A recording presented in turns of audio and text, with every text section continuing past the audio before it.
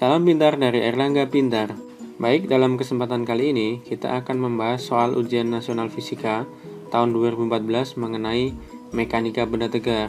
Atau lebih khusus lagi kita akan membahas mengenai momen gaya atau torsi. Nah, soalnya seperti ini. Ada gambar seperti ini ya. Ini sebuah batang A, B, C, D, E, F dan beberapa gaya. Nah, kita disuruh untuk menentukan besar momen gaya di titik D. Nah, karena kita disuruh menentukan momen gaya terhadap titik D, maka titik D ini adalah sebagai poros atau sumbu putar. Oke, kita mulai membahas soal ini ya. Nah, diketahui bahwa F1 sama dengan 2 Newton, kemudian F2 sama dengan 5 Newton, dan F3 sama dengan 2 Newton. Kemudian ditanyakan momen gaya terhadap titik D. Momen gaya didefinisikan sebagai suatu gaya yang bekerja pada sebuah benda tegar atau benda yang tidak berubah bentuk ketika dikenai gaya, yang menyebabkan benda tersebut berputar terhadap sumbu rotasinya atau titik porosnya. Secara matematis, momen gaya dapat dituliskan sebagai hasil perkalian vektor antara F dan D, di mana F ini adalah gaya yang bekerja pada benda, kemudian D adalah jarak antara garis gaya dengan sumbu putarnya yang ditarik secara tegak lurus. Nah, untuk lebih jelasnya perhatikan ilustrasi berikut ya. Di sini ada sebuah batang, ini ya, batang ini panjangnya adalah D. Kemudian sebuah gaya F yang arahnya ke sana yang membentuk sudut theta terhadap bidang horizontal. Nah, momen gayanya adalah gaya ini ya, dikali dengan jarak antara poros dengan garis gaya.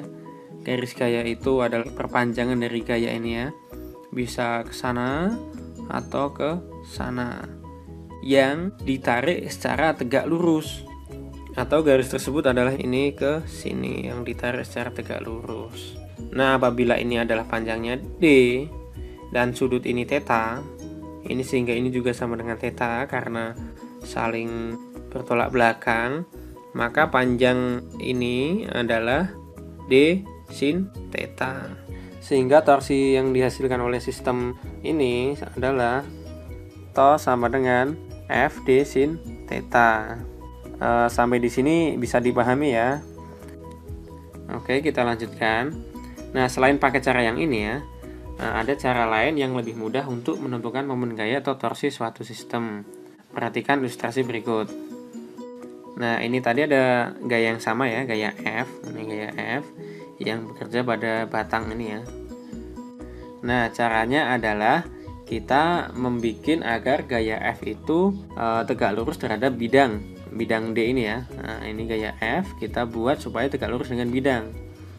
Nah, jika gaya F ini kita uraikan, maka ada dua buah komponen, yaitu komponen ke sumbu X dan komponen ke sumbu Y. Komponen sumbu X ada Fx, yaitu sama dengan F cos theta.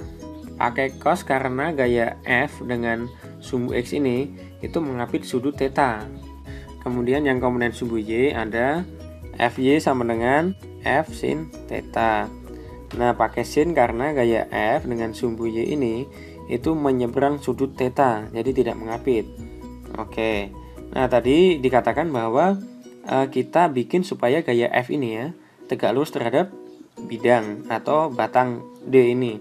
Nah, supaya tegak lurus maka kita ambil yang Fy, sehingga momen gaya pada batang ini adalah to sama dengan Fd sin theta. Nah, kenapa kita tidak pakai yang komponen sumbu X?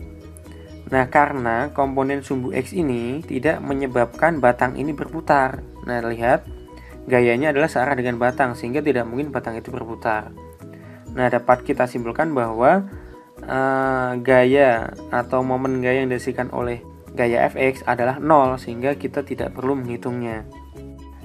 Oke, paham ya? Nah, sekarang kita lanjutkan untuk menghitung torsi terhadap titik D di sini ya. Nah, momen gaya atau torsi terhadap titik D ini dipengaruhi oleh gaya F1, F2, dan F3, sehingga momen gayanya adalah penjumlahan dari ketiga gaya ini. Nah, ini ya. Nah, dapat kita tuliskan sebagai tau titik D sama dengan F1 kali D1 ditambah F2 kali D2 ditambah F3 kali D3 sama dengan minus F1 kali AD, minus karena F1 ini menyebabkan batang berotasi ke sana ya. Nah, karena proporsional di sini sehingga batang berputarnya berlawanan arah jarum jam, sehingga tandanya adalah negatif. Kemudian ditambah F2 ini ya, F2 dikali BD, B ke D. Nah, ini positif karena gaya F2 ini menyebabkan batang berputar ke sana atau searah jarum jam. Kemudian dikurangi F3 dikali DF sin 30. Nah, perhatikan bahwa ketika gaya F3 kita tegak luruskan terhadap bidang sana ya, maka komponen gaya yang bekerja di situ adalah komponen gaya yang ke sumbu Y atau F sin 30. Nah, seperti contoh yang ini tadi ya. Nah, jadi yang tegak lurus terhadap bidang adalah komponen yang sumbu Y, sehingga kita pakai yang sin. Hasil ini akan menjadi seperti ini, kemudian sama dengan seperti ini, sehingga diperoleh hasil to sama dengan positif 2 Newton meter. Nah, tanda positif ini menyatakan bahwa arah gerak rotasinya adalah searah jarum jam. Sehingga jawaban soal pada pembahasan kali ini adalah yang A 2 Newton meter. Bagaimana? Mudah-mudahan bisa dipahami ya.